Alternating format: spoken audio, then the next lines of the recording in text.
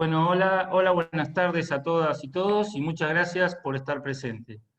Hoy tenemos la alegría de poder iniciar esta actividad en el taller que hemos denominado Ciclo de Charlas, la práctica proyectual profesional.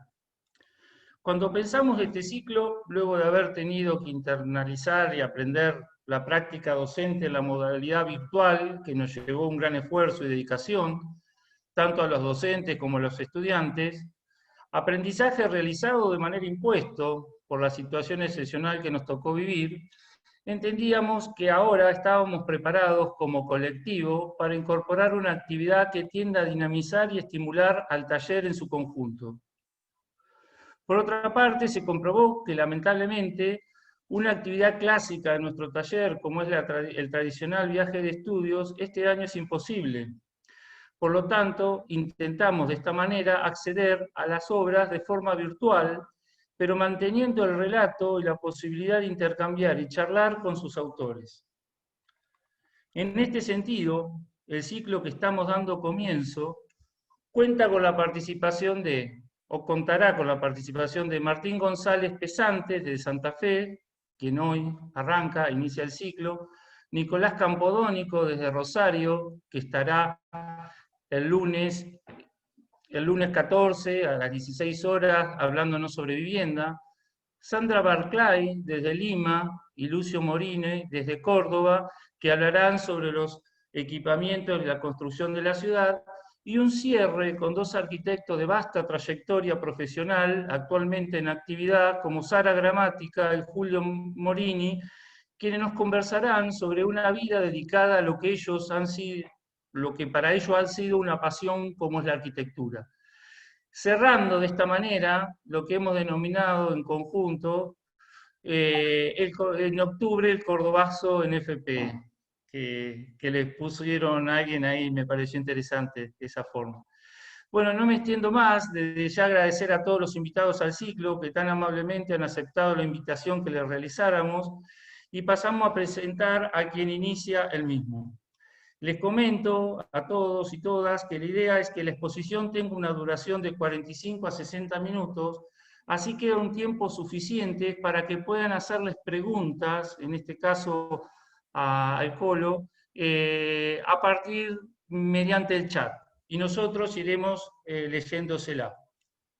Bueno, Martín González Pesante es arquitecto, graduado por la Facultad de Arquitectura, Diseño y Urbanismo de la Universidad Nacional del Litoral. Desarrolla su actividad profesional desde el 2008, participando en concursos de arquitectura de distinto tipo, públicos y privados, y llevando adelante encargos particulares para proyectos y obras de distintas escalas.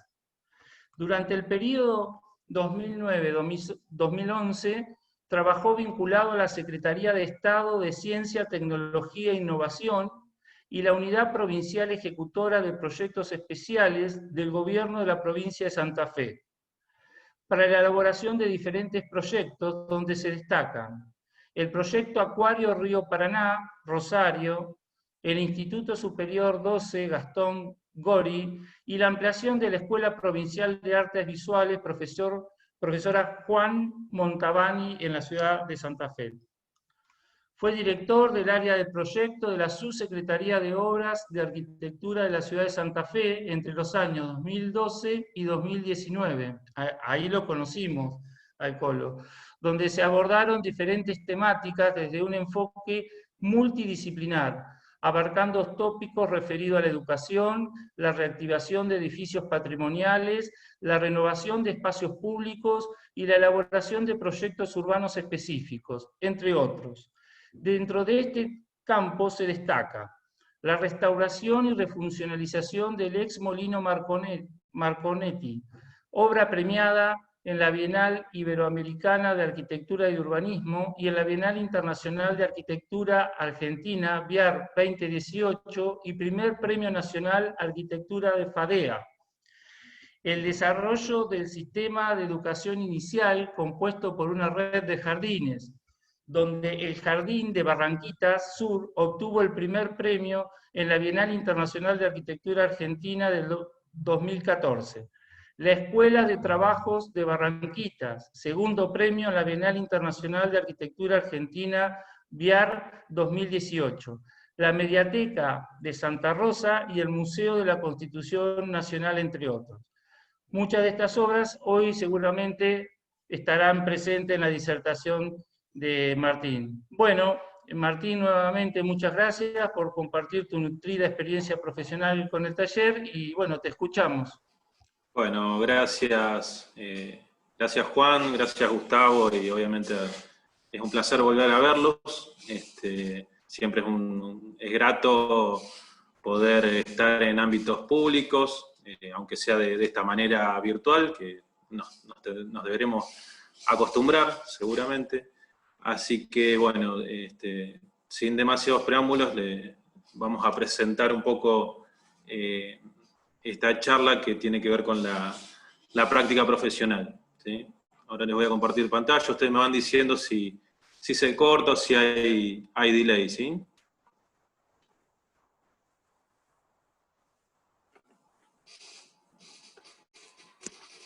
Bien.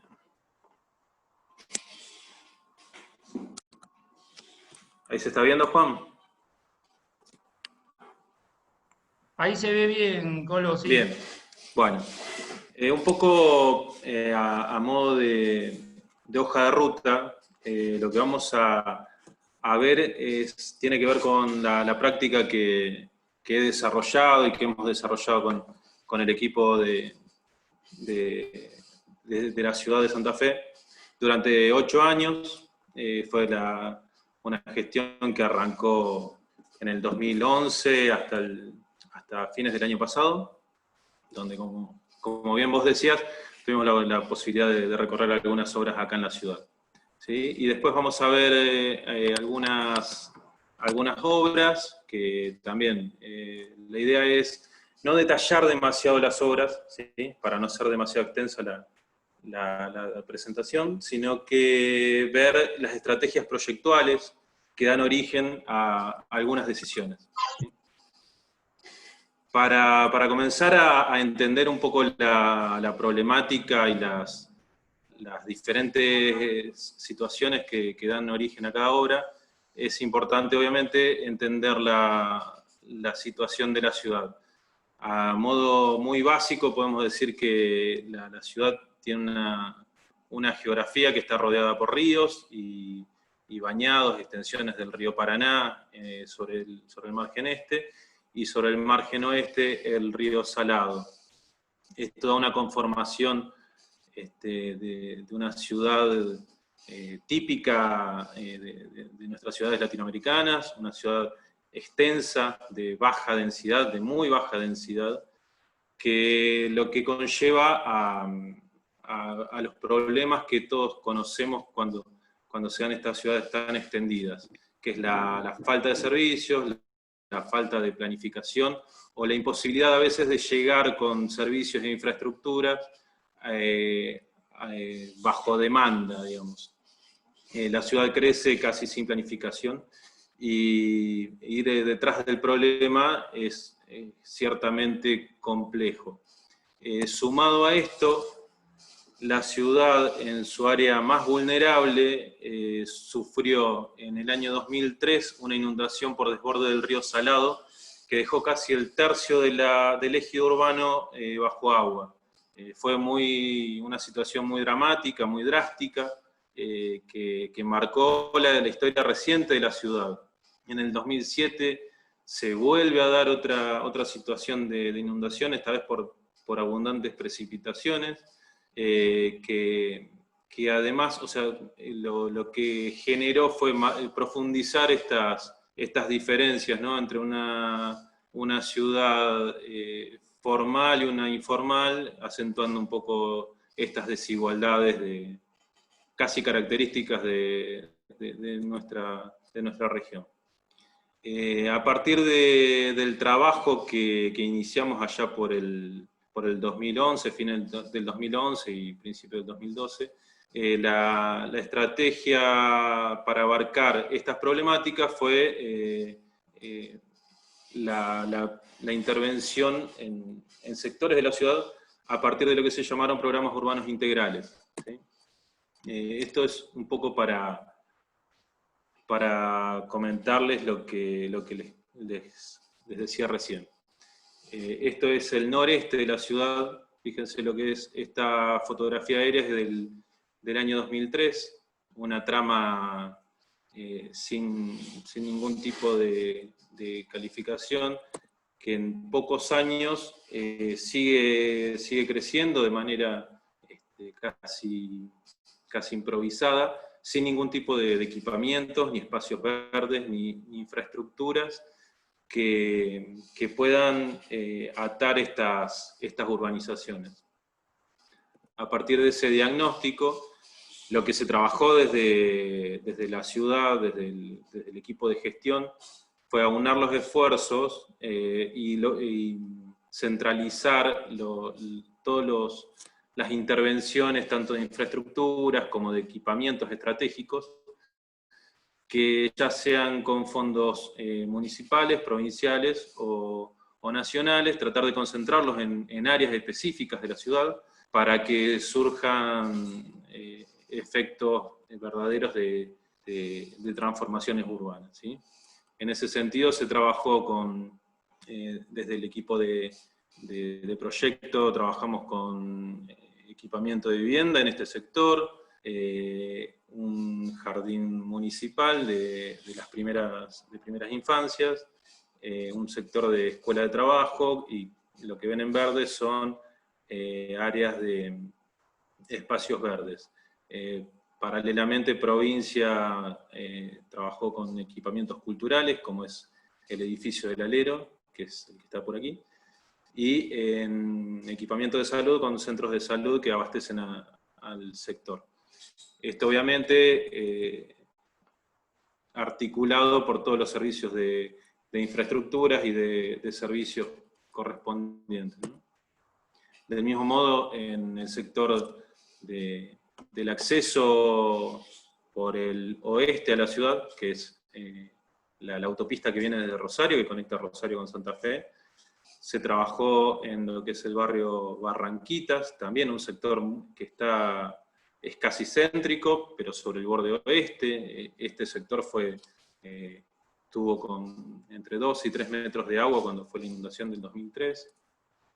Un área muy devastada, muy desconfigurada en todo sentido, con una problemática social y de violencias muy, muy importantes, en donde a partir de un trabajo prolongado en el tiempo se fueron estableciendo diferentes equipamientos, sobre todo vinculados a funciones educativas y culturales, que son los que vemos acá, ¿no? Se trabajó con una escuela de oficios en este sector, con un jardín de infantes por aquí, y 2 placas de viviendas, todo articulado con el tratamiento del espacio público y la regularización de algunos trazados.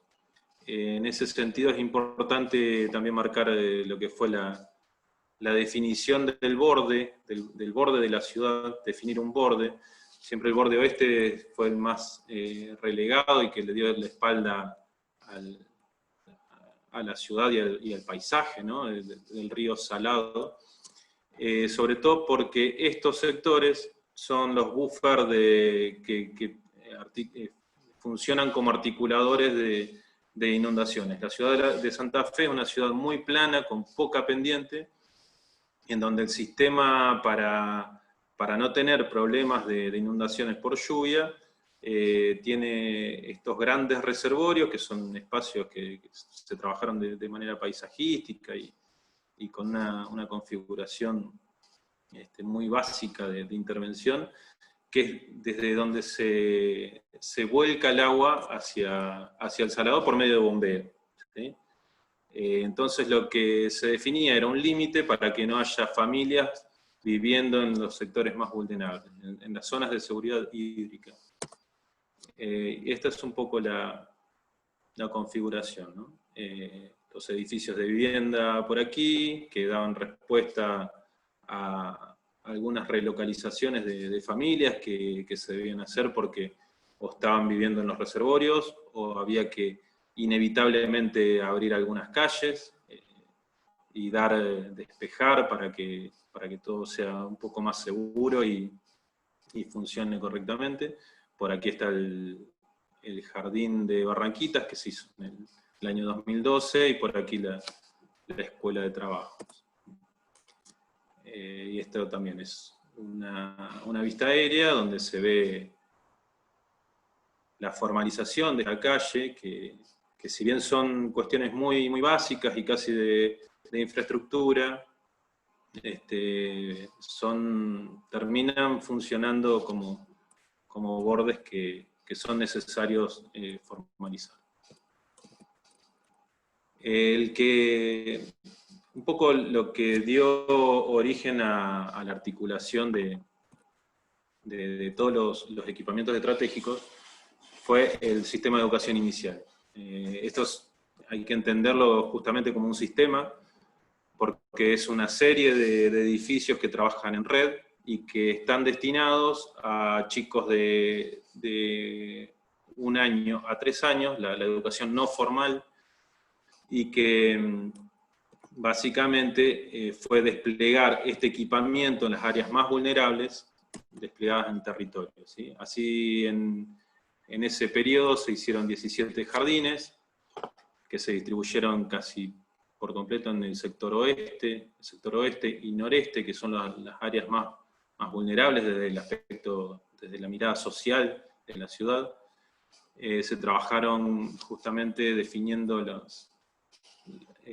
esas ubicaciones y esas construcciones de los edificios, ¿sí?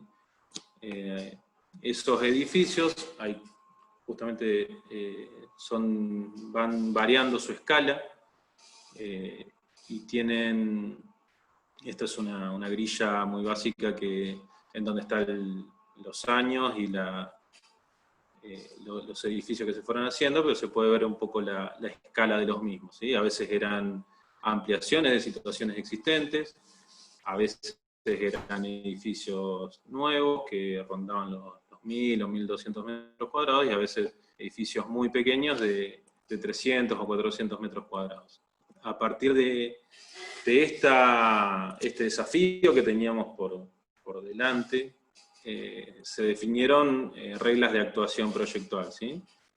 Para que esto sea leído como un sistema que tenga un correlato lógico, debíamos establecer las reglas de partida justamente para que se vea la unidad del sistema, ¿sí? En ese sentido, a lo que se echó mano fue a tipologías muy básicas de patio central, circulaciones en galería, buscando aspectos que tengan que ver con el control climático pasivo, fundamentalmente, para que sean edificios que sean amigables con los usuarios y funcionen correctamente sin grandes costos de mantenimiento. En ese sentido son grillas, grillas circulatorias con cubiertas planas, con fondos de hormigón visto y los espacios programáticos en sí, que son los espacios determinados de cada edificio. Es una grilla que se resuelve de manera bastante flexible y con bastante bajos costos constructivos. En ese sentido, lo más importante que nosotros consideramos como estrategia proyectual era que el espacio central, el espacio más importante del edificio, esté dado por los patios. Los patios nos parecían que era el corazón de cada edificio, y por eso apelamos a patios centrales que permiten justamente estas situaciones, ¿no? de derramar las actividades y de poder definir las actividades propias del jardín. Justamente pensando en que los espacios más determinados, que son las aulas, son espacios funcionales que podrían mutar su uso en un futuro. ¿Sí? En ese sentido, la cuestión tecnológica siempre es una constante. Le prestamos demasiada atención, o la atención que merece, y son variantes de un mismo sistema a veces, se van variando de acuerdo a distintas lógicas que tienen que ver con el proyecto, cómo se inserta en su entorno y demás, pero son lógicas constructivas que apelamos a construcción tradicional y de bajo mantenimiento. Cuando hablo de aspectos que tienen que ver con lo bioclimático, tienen que ver con buenas orientaciones, ventilaciones cruzadas, buena altura de los ambientes para ganar inercia térmica. Son cuestiones que son básicas, pero a veces quedan olvidadas en muchos de los ejercicios que vemos que se dan en las arquitecturas contemporáneas. El trabajo sobre los límites del edificio también es una constante que se va repitiendo y al mismo tiempo va variando de acuerdo a su inserción. Nos parecían importantes los espacios en sombra. Todos los edificios tienen un corte bastante horizontal, que se da a los 3 metros, es bastante riguroso ese planteo, en donde el lugar de cobijo que dan estos espacios en sombras, para nuestros climas son muy, muy necesarios, y cobija un poco ese ritual de buscar a los chicos, la espera de los padres, la salida y el intercambio de padres, niños y maestros. Los cierres, los cerramientos son más opacos cuando son los patios de juego de los chicos, y son más diáfanos y más abiertos cuando se da hacia los patios centrales, que son los sectores más públicos de los edificios. Esta también son variaciones que se trabajan sobre las mismas lógicas, sobre los mismos cerramientos que dan a los patios de expansión de cada sala. ¿Sí? Esta situación que tamiza, que controla, pero deja permeables las visuales hacia el espacio público, es una constante en el trabajo de todos los edificios de los jardines. Esta cuestión de luces y sombras, que cuando uno ve una visión más escorzada se pone ciega, y cuando se pone de frente es más diáfana. También fue una búsqueda intencionada desde el proyecto. Otra característica tiene que ver con la cuestión material. Había una cuestión de trabajar con pocos materiales nobles, que sean honestos en su expresión y que requieran bajo mantenimiento. Al trabajar desde las esferas públicas, también uno de los aspectos principales era ser muy criteriosos y muy austeros con el uso de los recursos, porque son recursos públicos. Entonces nos parecía que debíamos ser muy, muy precisos en esa configuración. Así se trabajó con muy pocos materiales, construcciones tradicionales, no digo bajos costos, pero costos considerablemente apropiados para lo que es una obra pública.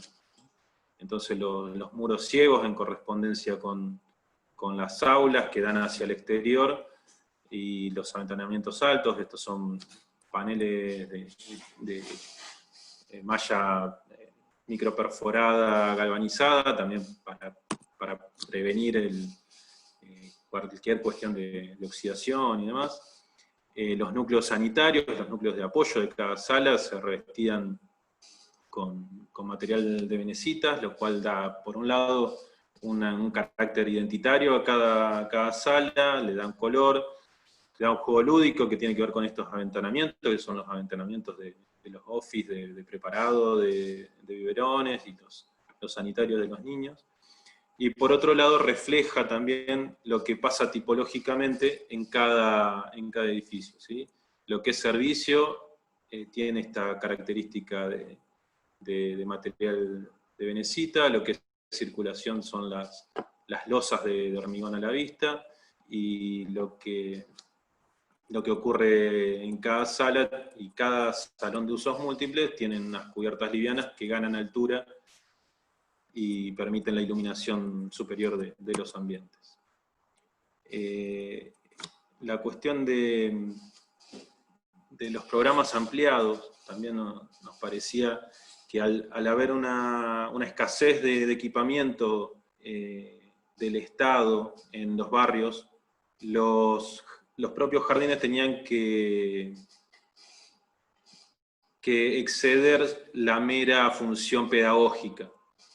Entonces, en ese sentido, lo que se planteó fue estos salones de usos múltiples en los jardines más grandes, que permitía un doble acceso para que cuando está funcionando el jardín pueda tener un acceso de escala más barrial sin interferir en el funcionamiento del jardín, ¿sí? Entonces se dan estas situaciones, el acceso al jardín es por aquí,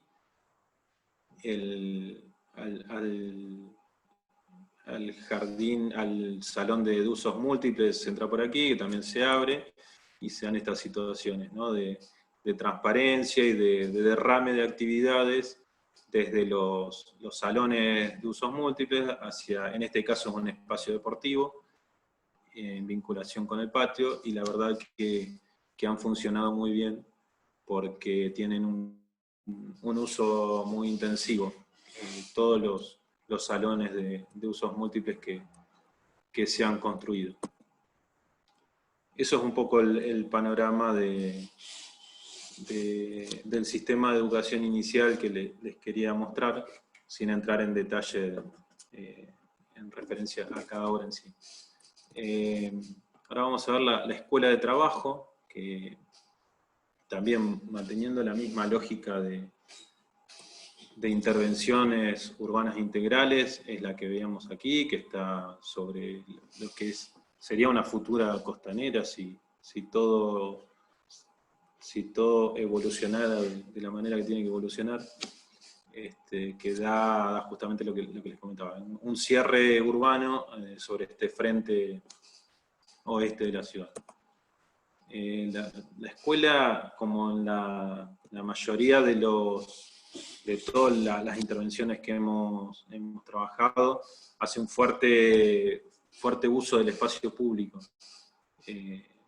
La parte pública y semipública de los edificios es algo en lo cual creemos que es imposible no abarcar.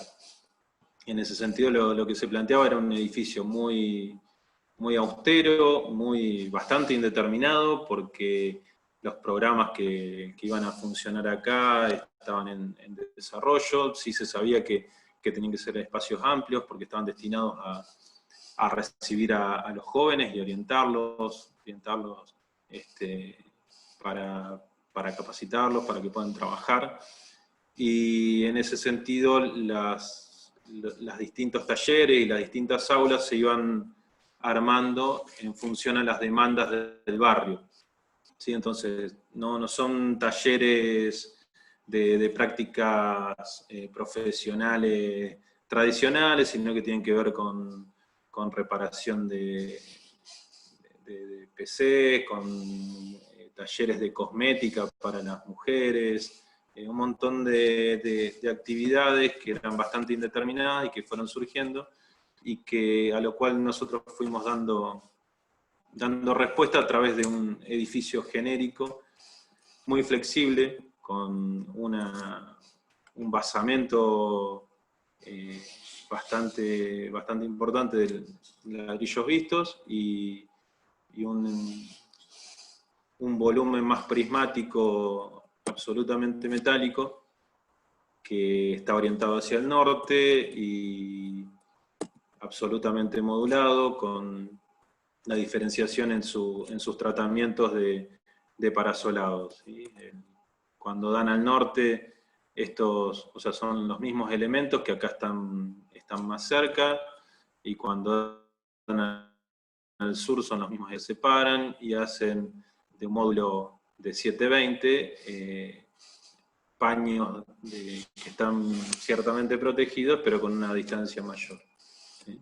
Esta es la fachada norte, esta es la fachada sur, y bueno, son edificios que expresan su estructura, son edificios absolutamente modulados y montados en seco, tiene losas premoldeadas que quedan a la vista, las instalaciones van vistas. Son edificios que tienen que ver con la honestidad de los materiales y de los recursos tecnológicos a los que se echa mano, ¿no?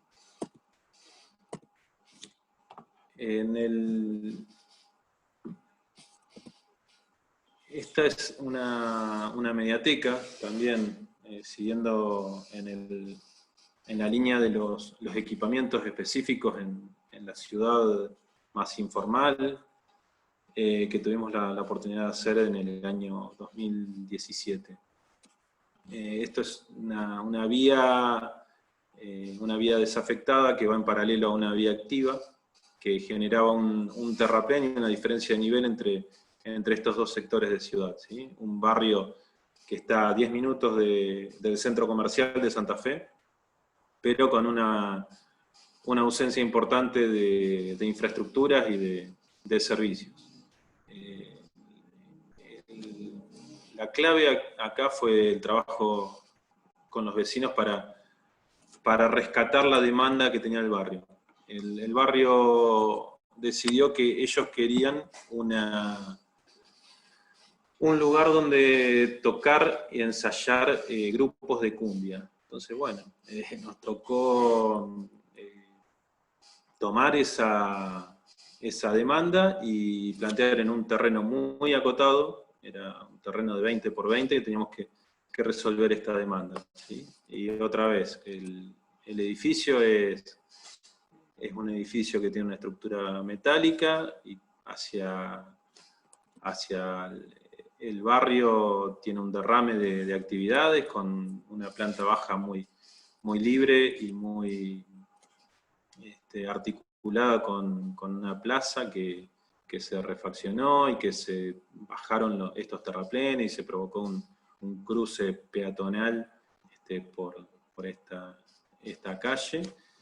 Y se trabajó con una materialidad absolutamente austera, que tenía que ver con esto, una pantalla de acero galvanizado microperforado que actúa de buffer entre los espacios interiores y exteriores, ¿sí? Tiene un primer nivel donde se dan los espacios más específicos de biblioteca, y un segundo nivel donde están las salas de ensayo y de grabación.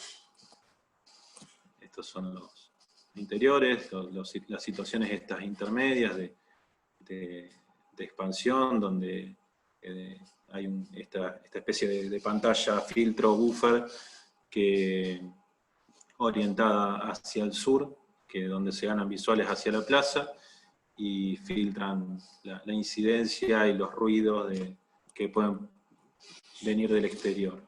Y hacia el interior, otra vez la lógica de estructuras vistas, losas a la vista y no mucho más que eso, ¿sí? Sistemas constructivos lógicos, económicos y de rápida ejecución, ¿sí? Eso es un poco la la síntesis de lo que apelamos.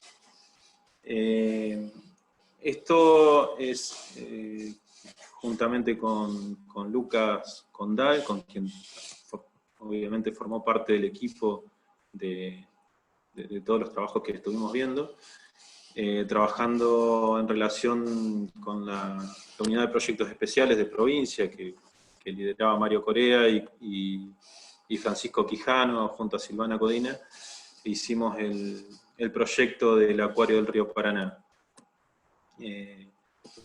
También una situación geográfica envidiable porque tiene que ver con la escala más amplia, más geográfica del territorio, ¿sí? Estábamos en la orilla del Paraná, donde acá vemos Santa Fe, esto es Rosario. Iba a ser es un espacio de investigación y de muestra de acuicultura, en donde se trabajó por un lado con la dimensión pública del espacio, esta es la autopista, la avenida de circunvalación que bordea la costa de Rosario. Se trabajó con un área más pública, que esto tiene una topografía de barranca, ¿sí? Esto va descendiendo hacia este nivel y gana la barranca del río, y con un parque autóctono del humedal donde se reproducían los diferentes ecosistemas que tiene el Paraná, ¿sí? En ese sentido, la premisa del proyecto fue no perder nunca el horizonte, no tapar con el edificio el horizonte del paisaje, ¿sí? Entonces, aprovechando el desnivel, lo que se planteó fue toda una planta baja por donde se entra, descendiendo desde el nivel de calle, del frente urbano, donde aloja toda la parte de investigación y de acuicultura. Un sector que queda terrazado a nivel de calle, y un volumen que queda suspendido por sobre el nivel, que aloja toda la parte de muestras. Este es un poco, los cortes transversales son los que explican un poco esta situación, ¿sí? Desde aquí se baja, se accede, este entrepiso queda vidriado y transparente para no perder las visuales del horizonte y del paisaje, y un volumen que tiene 85 metros más o menos de largo y que apoya en 3 puntos, ¿sí? Tiene unos voladizos de 10 metros a cada lado, una luz de 35 metros acá para alojar los ingresos, y nada, son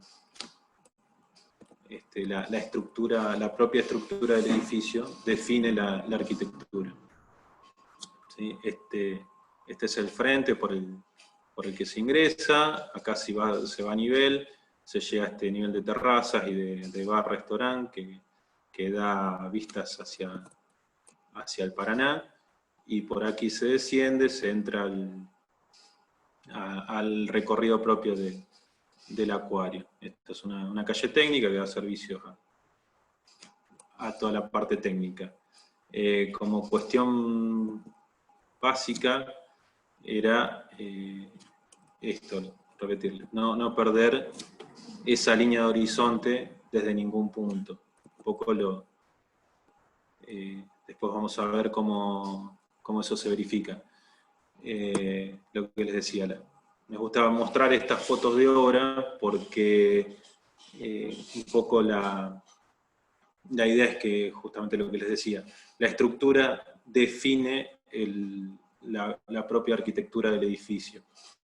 Esto es casi la situación espacial es la del edificio terminado, y no hay más que después luego terminaciones y subdivisiones interiores, ¿sí?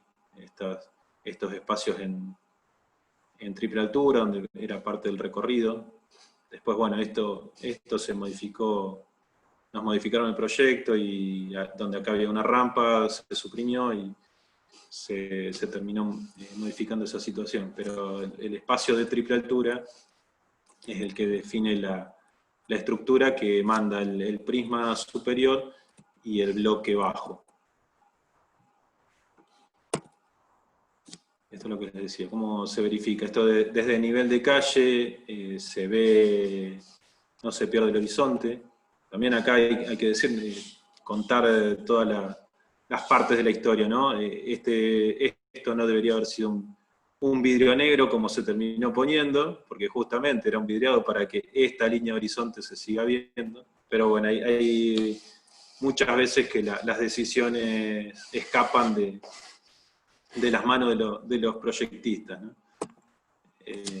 Aquí también, ¿no? La misma situación, el horizonte y el paisaje es parte del edificio, ¿sí? Donde uno va entrando, tenés esta doble altura y siempre la idea era no perder nunca de vista lo más importante que consideramos que tenía esta situación, que era el paisaje y el río Paraná. Después tiene una cuestión de tratamientos de agua. La verdad que fue un desafío técnico bastante importante de aprender cómo funciona. Esto, para que sea una idea, trabaja con unos 600.000 litros de agua diaria, de distinto tipo, de agua de napa, agua de río, pero bueno, no quería entrar en esos aspectos, pero sí que todo tiene unos sectores de piletones que no son ornamentales, sino que son para trabajar con el agua que va usando el propio edificio, ¿sí? Estos piletones son aguas residuales que se tratan a través de esta laguna de infiltración, o sea, un filtro biológico para después volcar hacia el río. O sea, son sectores de remediación de agua. Son las partes de las instalaciones vivas del edificio. Y bueno, esta es la situación desde las vistas de los laboratorios de planta baja, de donde están los investigadores, foto de obra también. Pero bueno, eso, es la presencia del horizonte, que creo que es una constante en nuestro trabajo y que refuerza esta condición de relación y de estrategia proyectual cuando uno trabaja en ambientes tan particulares y tan sensibles como son estos paisajes tan característicos. Y en cuanto a la ciudad formal, lo último que les quiero mostrar, así no hacemos demasiado extenso, no sé cómo venimos de tiempo, Juan. Pero trabajamos bien. Bueno. En la ciudad formal, la reactivación, denominamos nosotros, de edificios patrimoniales, ¿sí? En este caso fue el trabajo de reciclaje de un ex molino harinero ubicado en el puerto de la ciudad. Este es el puerto de la ciudad. Por aquí está lo que era un molino harinero de principio de siglo, una arquitectura industrial, pragmática, absolutamente modulada y de alta calidad constructiva. ¿Sí? Este era el molino en pleno funcionamiento. Testigo, obviamente, del modelo agroexportador del país. ¿Sí?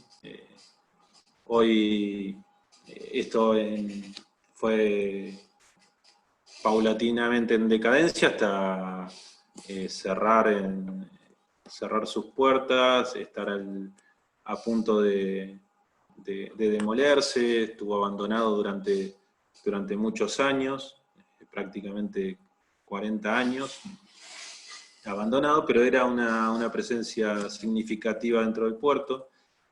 Hay que decir que la zona del puerto también, a principios del año 2000, empieza a abrir sus perímetros, sus bordes. Antes era un sector absolutamente negado a la ciudad, como fue el caso de la mayoría de los puertos que estaban insertos en la ciudad, ¿sí? Y nosotros arrancamos este proceso de relevamiento y de investigación de la historia del edificio allá por el año 2014.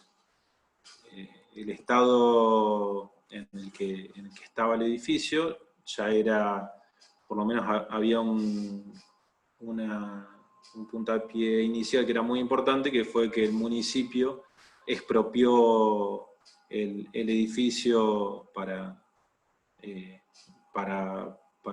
tenerlo dentro de su patrimonio y poder hacer las obras de refacción, ¿no? Esto fue en el año 2012, un proceso muy particular, porque con muy pocos recursos de parte del Estado municipal se pudo expropiar de las manos de un privado que tenía destino de ruina. En ese periodo, entre el 2012 y el 2014, hubo una apropiación del edificio que fue muy interesante. O sea, permitió, a través del trabajo de la gente de cultura, con muy pocos recursos, el edificio tuvo un uso que, a partir de que funcionaba una escuela de artes circenses y demás eventos que se hacían esporádicamente, de una apropiación muy interesante que hacía que el punto de partida no era solamente restaurar el edificio, sino que había un contenido intangible sobre el cual nos daba insumos para el proyecto. A partir de esas investigaciones y de dar con material original de planimetría del edificio, fuimos trazando un recorrido de obras que nos permitían, por un lado, hacer una obra de restauro, de la situación en la que estaba, y de demoliciones de agregados que no eran originales, para luego poder trabajar sobre lo que era el programa específico, que era contener el uso del liceo municipal de acá de Santa Fe, que contempla una serie de escuelas que tienen que ver con escuela de música, escuela de artes, escuela de day, que son para niños, y bueno, eso fue un poco los insumos que nosotros teníamos que tomar para desarrollar el proyecto. Obviamente, al investigar sobre la planimetría original del edificio, encontrábamos que tenía una configuración tipológica que era necesaria rescatar y respetar, ¿sí? El edificio tenía un cuerpo bajo, este cuerpo bajo que es el norte, que era la administración original del molino, una nave central donde se ve esa estructura tan importante y que tiene una presencia increíble. Un sector acá intermedio que era de tránsito y de limpieza de la parte de granos, porque hacia el otro lado se cargaban los granos, y los propios silos del edificio, que eran estos por acá. A partir de ahí, justamente lo que hacemos es resaltar esas cualidades tipológicas, manteniendo obviamente las configuraciones espaciales originales, y otra vez volviendo a lo que son los espacios indeterminados. Nos parecía mucho más importante lo que pasaba fuera del aula que dentro del aula. Por eso la disposición de estas bandejas, que son patios en altura que se van dando, y la situación de halls que son muy generosos, que yo diría que están en el orden de un 50% respecto a la superficie de aulas, o sea, espacios de expansión en la misma cantidad que espacios de aulas. Justamente era una de las estrategias proyectuales con la cual operamos. En esa situación, acá se ve claramente, ¿no?, las tipologías de la administración, que es el bloque bajo norte, sobre el cual se generó esta plaza de acceso. Acá se demolió una construcción para generar una cabecera pública y de acceso al molino, que despeje un poco y le dé aire al propio edificio. La nave en sí, el sector de accesos, de halls, de circulaciones y con los apoyos sanitarios, y la parte de silos. Esto se organizó justamente volcando los espacios áulicos sobre el frente oeste, para tener estos patios con vistas hacia el este, que es hacia donde tenemos todo el paisaje ribereño, ¿sí? Hacia el oeste está la ciudad, hacia el este todo el sector de islas del Paraná. Y el sector de silos, que era un poco esas aulas bastante atípicas que generaban estas aulas de configuración radial, y que, de acuerdo a los distintos usos, porque eran usos de talleres, de música, de percusión y demás, la verdad que era una configuración que desde el aspecto pedagógico eran sumamente interesantes. Y bueno, este es el nivel tercero, que es artes plásticas, y el cuarto nivel, la parte de danza, que son los salones más grandes, por eso tienen estas disposiciones. Y un quinto nivel, que es esta escalera que accede acá, un nivel de biblioteca, que es un nuevo espacio que redescubrimos a partir de verificar alturas y demás. O sea, todo el edificio, toda la intervención se apoya sobre la estructura original, y se redescubre, todos los silos se entrepisan, y se redescubre un quinto nivel acá. El edificio tiene planta baja y 4 niveles. Se redescubre un nuevo nivel destinado a biblioteca, que después lo van a ver, que es el que domina las mejores visuales del edificio. En ese sentido, nos parece más, ustedes tal vez la mayoría ha estado, pero es un edificio que las fotos de obra son a veces más interesantes para entender tanto el edificio en sí como muchas decisiones proyectuales. Más allá de estos trabajos de relevamiento, de recabación de datos históricos, de planos originales con los cuales dimos, había cierta indeterminación que se fue resolviendo en obra. Esto tenía que ver sobre todo con espacios que eran inaccesibles, como eran los silos. Los silos tenían no sé si conocen cómo funcionan los silos, pero tienen unas tolvas de hormigón que había que demolerlas para generar espacios y poder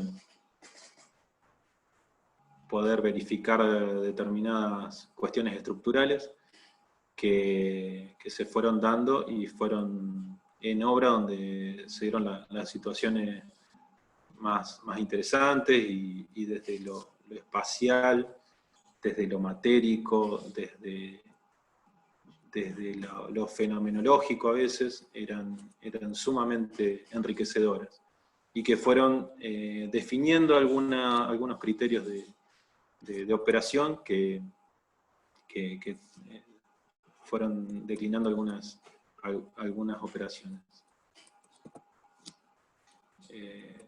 Nada, les voy a ir mostrando algunas situaciones. Estos eran los silos, ¿no? Esto eran los silos de almacenaje de granos, que la verdad eran espacios casi escenográficos, a veces casi teatrales. Esta fue la operación que hicimos para abrir, para poder iluminar y ventilar los ambientes. Se trabajó con los cribados para no perder esa continuidad material y morfológica que tienen los cilindros que conforman los silos, y cómo esa luz entraba y pegaban las luces y las sombras sobre las superficies del ladrillo visto. La verdad que eran muy, muy atractivas. La recuperación de toda la estructura, todos estos perfiles, la verdad que van a tener 100 años y están perfectos. Todo el edificio está construido así, de una forma metálica, y casi que nos volvía una cuestión cíclica y circular sobre todas las operaciones sobre las que estábamos trabajando, donde operábamos de la misma manera, ¿no? Con estructuras de columnas y vigas metálicas y losas pretensadas y premoldeadas. En estos muros son cerramientos, no son muros portantes, sino que tienen perdidas en el interior de los muros perimetrales los perfiles que hacen de columna. Y también la decisión que expresamos y que a veces es evidente, de no ocultar ningún tipo de rastro ni ninguna huella. Este perfil que se ve acá era el perfil de la antigua sala de máquinas que llegaba de manera axial, perpendicular al edificio, junto con la sala de calderas, y que, bueno, ya estaba demolida obviamente cuando nosotros intervenimos, pero expresamente decidimos dejar esta conformación como testigo y huella de cómo era originalmente ese edificio. La obra de restauro no trata de imitar, sino de asimilar las cuestiones, y todo lo que ha sido reemplazado da testimonio de eso, ¿no? O sea, carpinterías faltantes se reconstruyeron, pero con otra lógica, asumiendo que no son originales.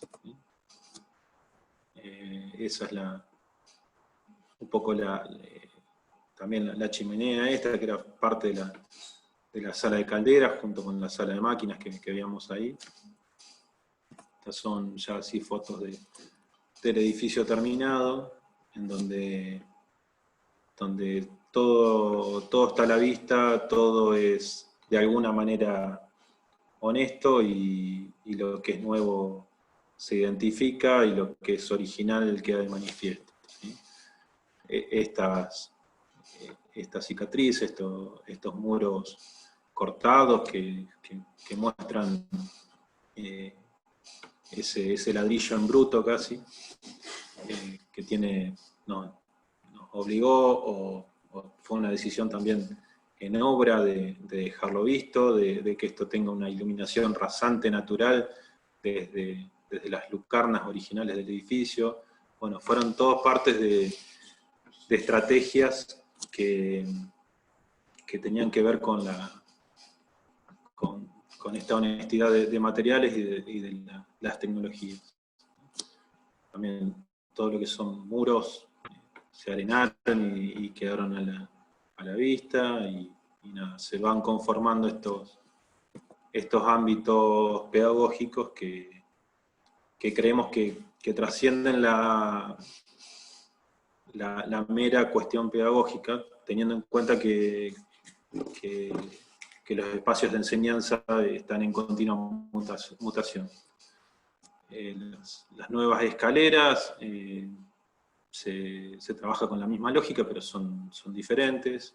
Nada, es para dotar escaleras de seguridad, los medios de seguridad y tecnologías necesarias de un edificio actual, ¿no? Y bueno, estas son las últimas fotos. Estos eran los cribados que les decía, para no desvirtuar la pureza de esos cilindros puros. Y esta es sería la contrafachada, mirando desde la costa, donde se ve esta operación de trabajar con un vano pasante, que es el hall, hacer esta situación pasante de las actividades más públicas, porque en este sector verde, donde también se organizan eventos masivos y demás, las huellas, las cicatrices propias del edificio, y nada, eso es un poco lo esencial del edificio. Y otra vez, esto, ¿no? Desde el nivel de biblioteca se accede a esta terraza mirador, donde también alojamos los tanques necesarios sobre las estructuras existentes, con este afán también de reciclar, no en el sentido estilístico o de moda de la palabra, sino de reusar realmente lo que teníamos a mano, ¿sí? Y desde aquí, otra vez, la situación de ganar estas visuales hacia el paisaje que nos parecían sumamente interesantes. Y bueno, como para ir cerrando, nada, ser conscientes de que las obras no se hacen solas, hay muchísima gente involucrada, sobre todo obviamente operarios, y los proyectos no se hacen solos, y esta es parte del equipo que trabajamos durante este tiempo, ¿sí? Eso es un poco lo que tenía para contarles, y bueno, quedo abierto a las preguntas y a lo que surge. Muy bien, Martín, muchas gracias. La verdad que aún los que estuvimos en Santa Fe nos hemos enriquecido con comentarios que por ahí en el lugar nos dan, y que bueno, que ahora en un relato más tranquilo, ¿no? Nos permite comprender mucho más la experiencia vivida, digamos. Así que, muy bueno. Yo, si les parece, habilitamos el espacio de preguntas. Lo va a conducir Victoria, ¿sí? Así que bueno, los estudiantes o algunos docentes, quien quiera puede preguntar. Se abre el espacio, así que ahí Gustavo pregunta. No, yo no voy a hacer preguntas porque se las voy a dejar a los chicos, pero sí quería marcar 2 o 3 cosas que tal vez puedan dar inicio a las preguntas. Bueno, primero, agradecerte, la charla estuvo muy buena. Creo que lo que tenemos que empezar ahora a tener conciencia, sobre todo los estudiantes, la importancia de que un arquitecto hacedor esté contando sus obras, ¿no? O sea, es distinta verla publicada que cuando la cuenta el autor. Seguramente las preguntas que tienen que ver un poco con la cocina de esos proyectos, del equipo, de los problemas que encontraron, pueden ser una apertura interesante para poder hacer las preguntas a partir. Pero por otro lado, me interesaba marcar que estas charlas lo que tienen de interesante es que no hablan sobre los mismos temas que los chicos tienen que hacer en el taller ahora, ¿no? Entonces, lo que se logra es y lo que vale, es que un arquitecto cuente cuáles fueron sus ideas y sus estrategias para llevar adelante un proyecto y qué parámetros son los que tuvo en cuenta. Y en este caso, Martín se acerca mucho a lo que nosotros aportamos en el taller, que es esta arquitectura apropiada, ¿no? Creo que apropiada la tomamos desde el punto de vista de cuál es la apropiada economía, los apropiados recursos, los apropiadas distintos parámetros que hacen para tomar las decisiones, y buscando que la gente se apropie de esos espacios, ¿no? Que los haga suyos. Y Martín recorrió todo eso. Habló del usuario, habló de la ciudad, habló de las condicionantes que tenían cada uno de los distintos lugares, de los que él valoró desde el horizonte hasta la materialidad para llevar adelante cada una de esas obras. Entonces, me parece que esos son los puntos que son importantes como para que todos ustedes a partir de ahora, en cada uno de ese barrido que hizo, que tocó de todos los parámetros, puedan hacer las preguntas. Por mi parte, listo, dejo abierto eso, y muchas gracias, Martín. No, gracias, Gustavo.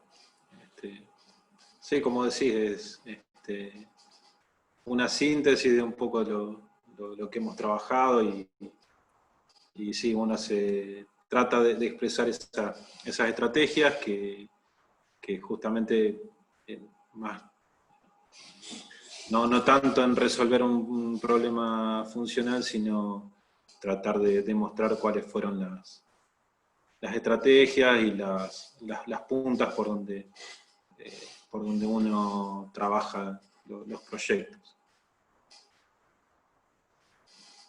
Ahí, perdón, antes que nada, gracias. Te digo, Colo, porque tuvimos la oportunidad de conocerte el año pasado, así que me tomo el atrevimiento. Y bueno, ahí algunos de los estudiantes preguntan si se puede hablar o escribir libre, que cada uno, no sé, que quiere hablar por ahí, no sé si el micrófono lo tiene disponible o si le tenemos que pedir a Facundo que nos abra el micrófono, pero si no, pueden hacer las preguntas por el chat y yo las leo. Diego Fondado, que bueno, es un arquitecto, compañero docente nuestro, está queriendo transmitir que usamos casi todas las obras tuyas en la cátedra constantemente, que tiene el gusto de haber recorrido algunas obras. Si Diego quiere abrir el micrófono y hablar. Que se reconoce muchísimo esta cuestión de las estrategias, ¿sí? De las estrategias proyectuales. Eso es un poco las preguntas. Yo, mientras tanto, si me permiten, quería consultarte, en realidad, porque por ahí estamos habituados a una serie de operaciones en nuestras ciudades, que son operaciones, en algunos casos, fragmentarias, y vos estás presentando de alguna manera esta idea de entender la ciudad como un sistema integral, y que cada uno de estos equipamientos se considera dentro de una red de edificios. Mi pregunta es, después de estos 9 años o este transcurso, ¿cómo lo han visto? ¿Cómo ha prosperado esta idea de entender la ciudad como sistema y sus equipamientos?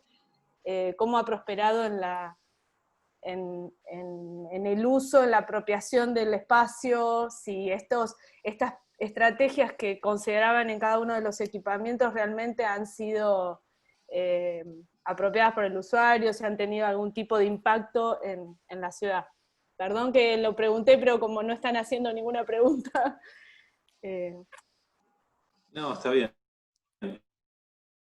A ver, los edificios son, en sus distintas variantes, tienen muy buen uso, un uso intensivo, te diría, sobre todo en los jardines de educación inicial, es un uso intensivo. Digamos. Los jardines están abiertos todo el día y la verdad que hay lista de espera de chicos que quieren ingresar.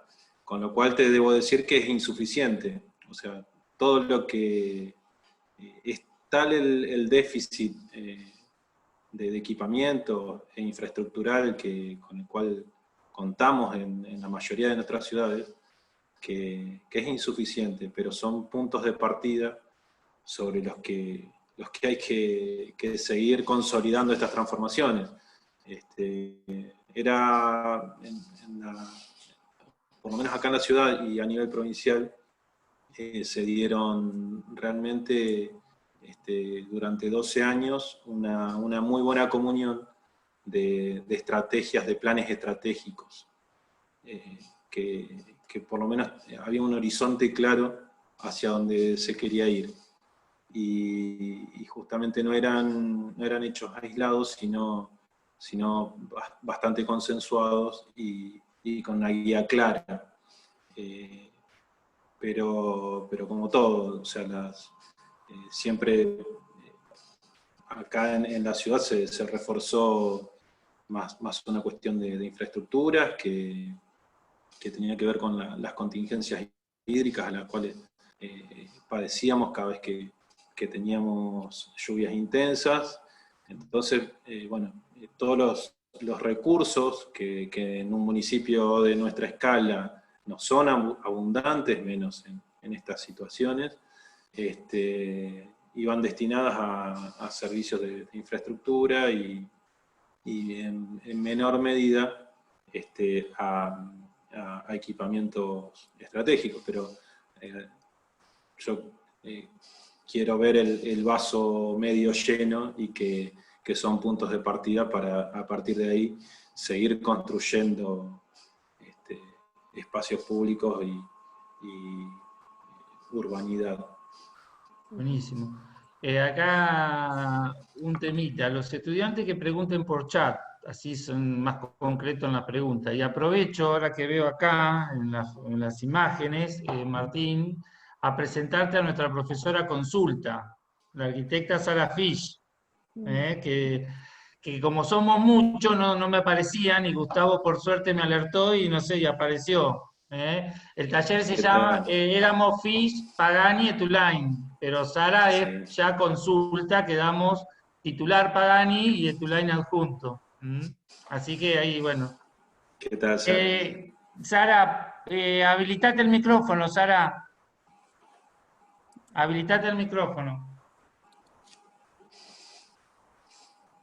Abajo. Un gusto, Martín.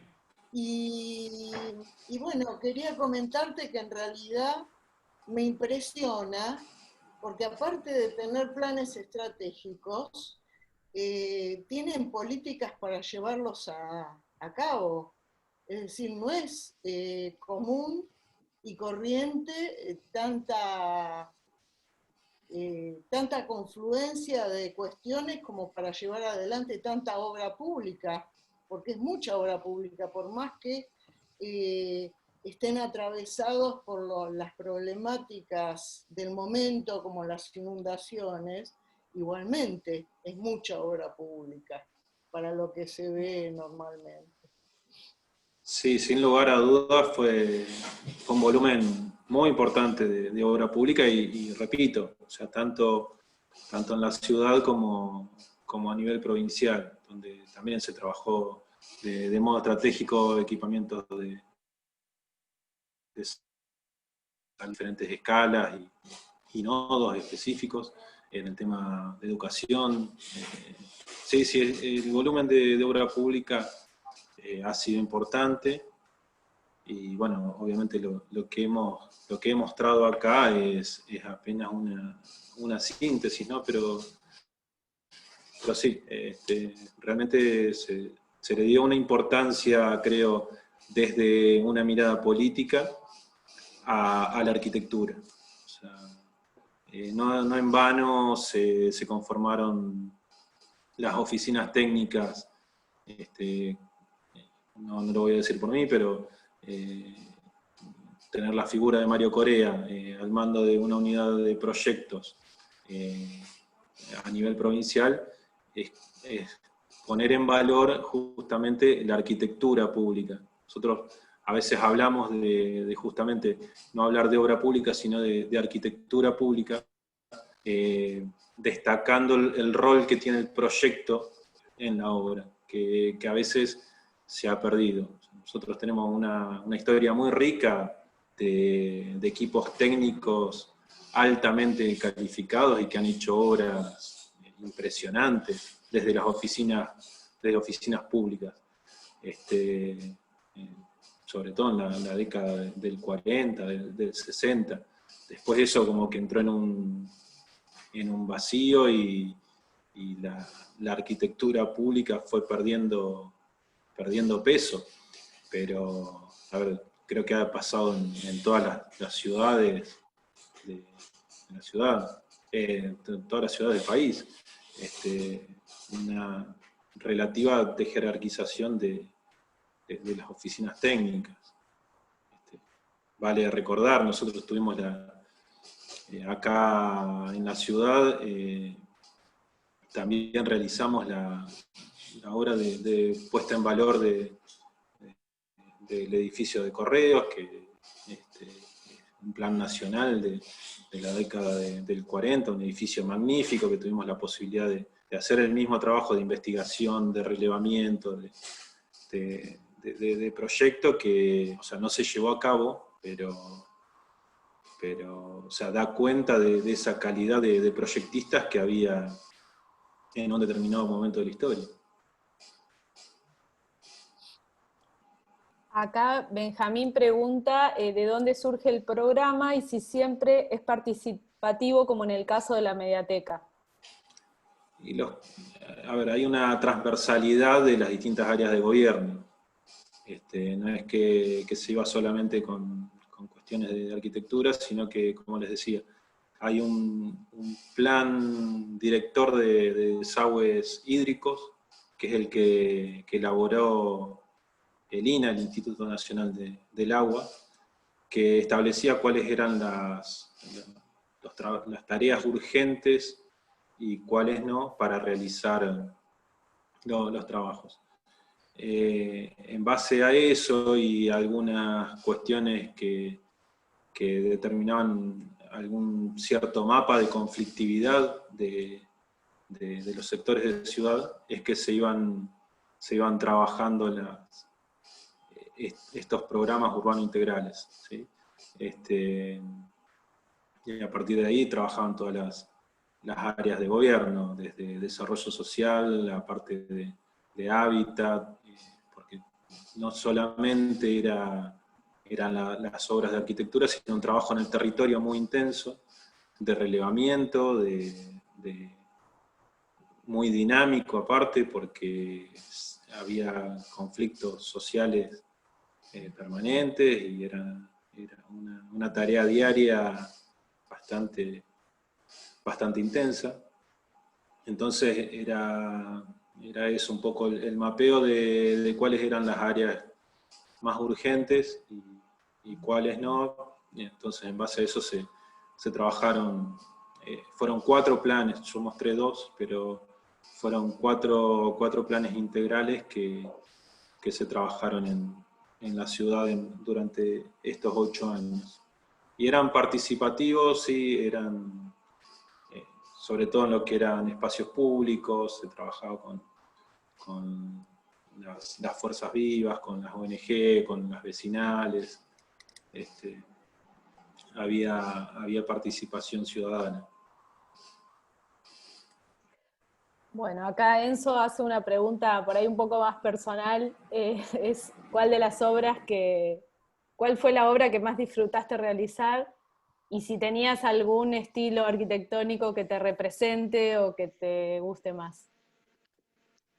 No, a ver, no sé si hay alguna obra, uno le pone la misma intensidad a una reforma pequeña que al edificio más grande, pero sí, sin lugar a dudas, tal vez el Molino, por la calidad de obra, por ser una obra que tiene 100 años, por todo lo que eso implica, ¿no? Por trabajar con el patrimonio, por la responsabilidad que eso conlleva. Tal vez el edificio de Correo, por más que no se haya hecho, también uno desarrolla o adquiere casi una relación personal con los edificios.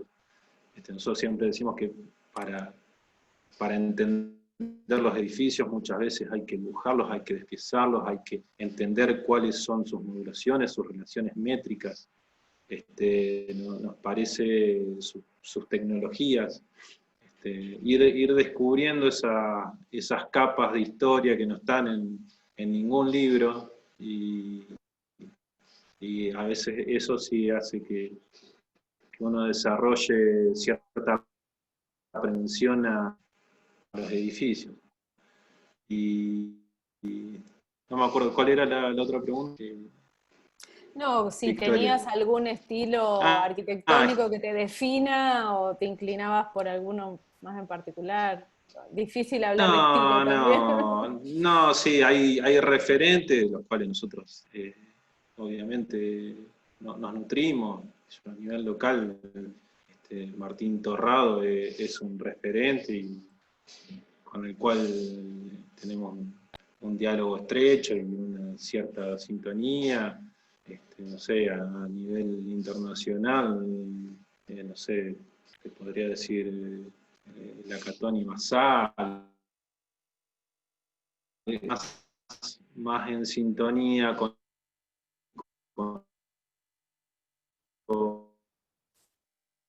varios.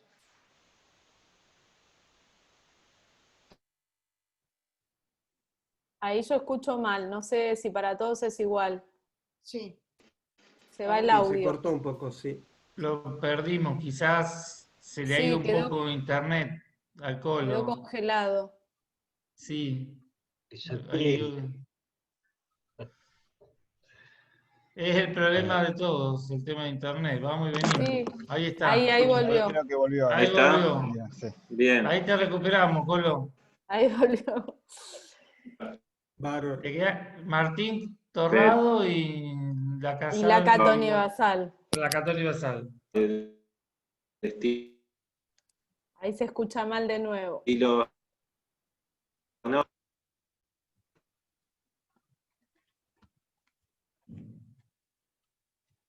de arquitecturas basadas en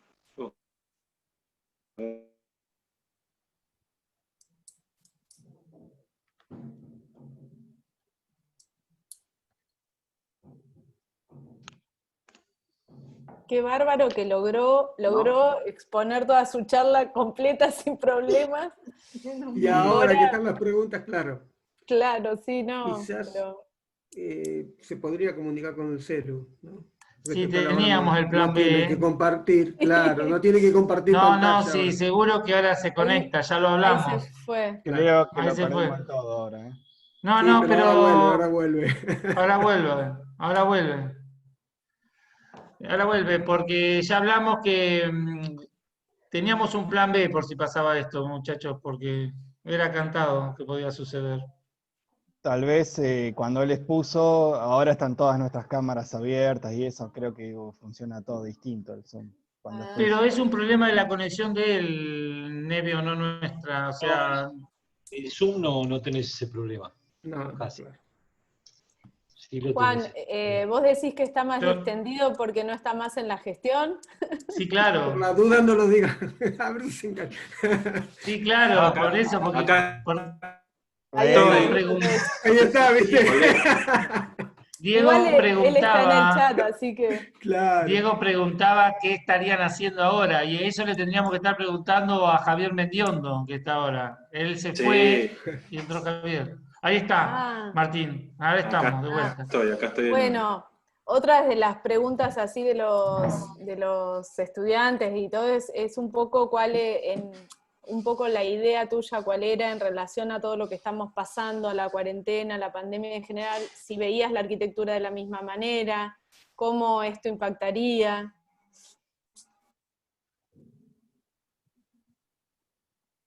Ahí se congeló de nuevo. ¿Se escucha? Sí, ahora sí. ahí sí, Colo. Sí. No, a ver, no creo que sea desde la disciplina de la arquitectura tengamos respuestas para estos momentos que estamos pasando. Si bien seguramente cambios vamos a tener, que los deberemos asumir desde nuestra disciplina, pero yo creo que es materia de otras ramas poder vislumbrar cómo va a seguir esta nueva modalidad, esta nueva normalidad.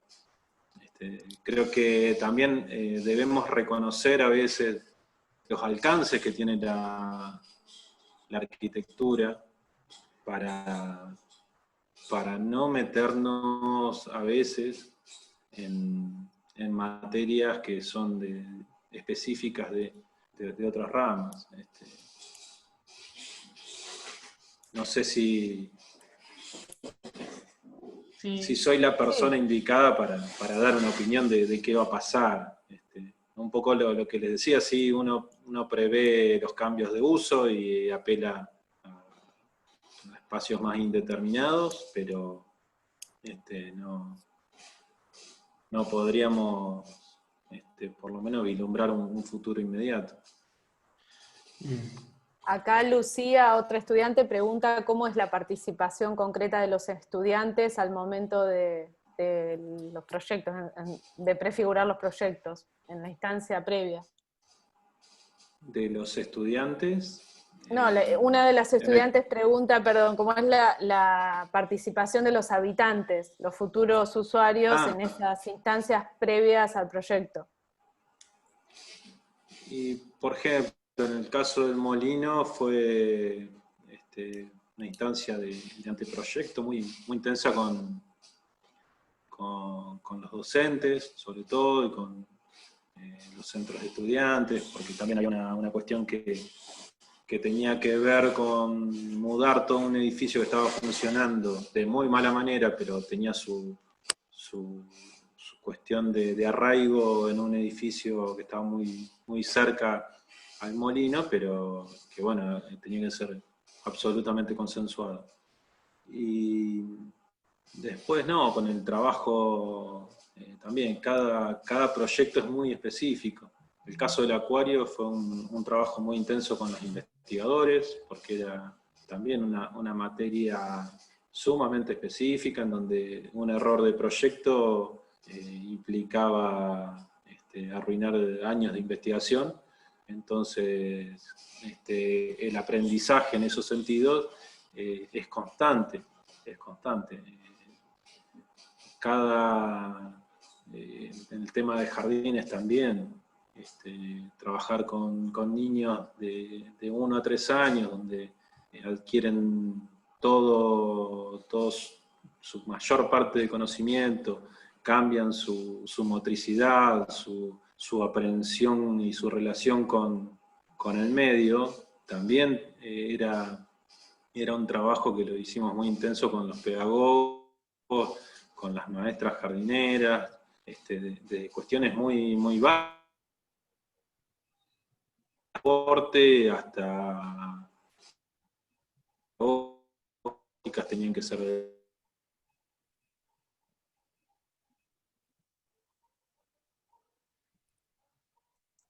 Lo perdimos de nuevo.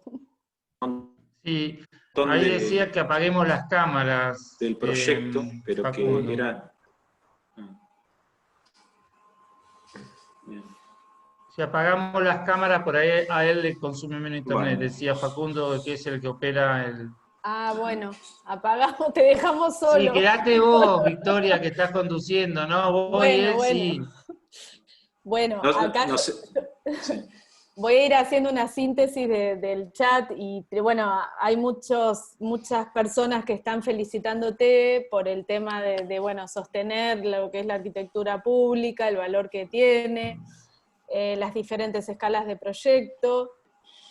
Muchas felicitaciones te están llegando, excelente exposición y calidad de obras, sostengamos otra vez la arquitectura pública. Y bueno, y después hay Lautaro, pregunta si tenés pensado algún proyecto post-pandemia referido a las particularidades que conlleva el virus a nuestras actividades, ya sea en vivienda o con urbano. Bueno, dejo ahí y después sigo comentando. Bueno, no, muchas gracias. Gracias por los comentarios. No, ahora estamos básicamente en la actividad privada y ya no estamos en contacto directo desde la gestión. Así que eso ya se lo heredamos a la nueva gestión. Obviamente siempre uno tiene una participación ciudadana y como parte del colectivo de arquitectos uno siempre emite opiniones. Pero no, ahora estamos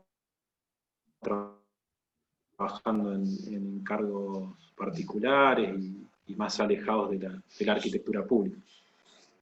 Se te ve más relajado, Colo, sí. Más distendido, Seguro, estás, seguro. Colo. Estás, nada que ver, re distendido. Igual, Sí, sí. igual me imagino, me permito opinar que el compromiso cívico, independientemente estés en lo público o privado, deben mantenerlo por el compromiso que han demostrado en las otras obras. Me parece que estando en privado o público deben estar como teniendo estrategias proyectuales con el mismo compromiso y responsabilidad, me parece. No, seguro, seguro. Pero siempre obviamente apostando a el trabajo también.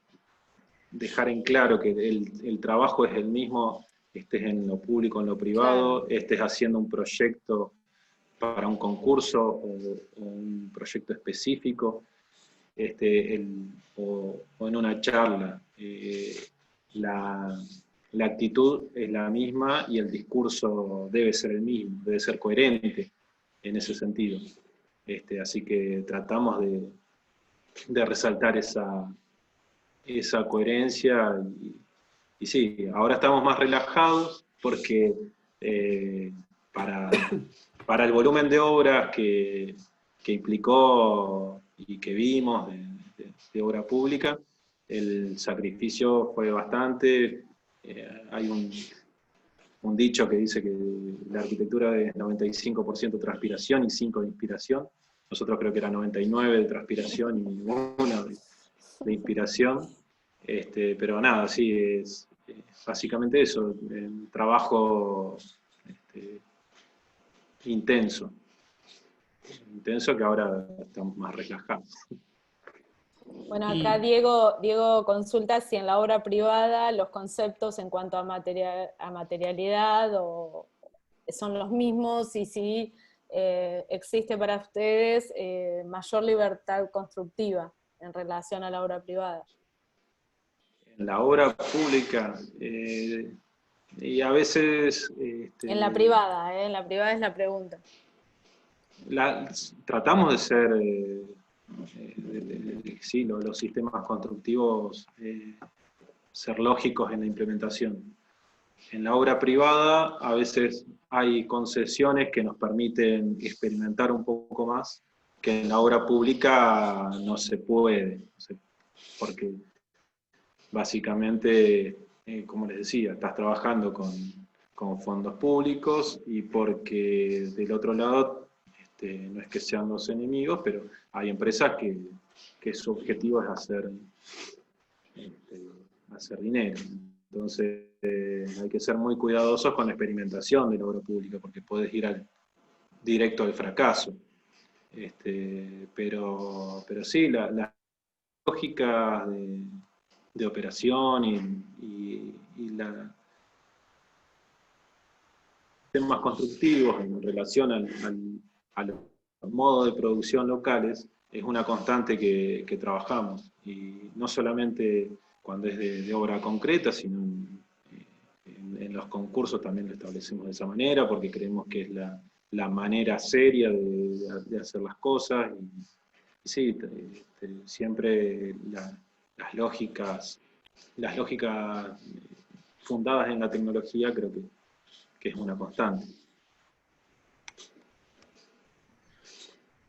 Bien. ¿Alguno más quiere participar? Podemos, Vos, Juan, me decías que en un ratito podemos tenemos abrir que ir alguna pregunta más, porque tendríamos que ir cerrando en el sentido de que hay otra clase a las 18, así por lo menos Facundo también tiene 5 o 10 minutos para prepararse un matecito o algo antes de arrancar con la próxima clase, digamos.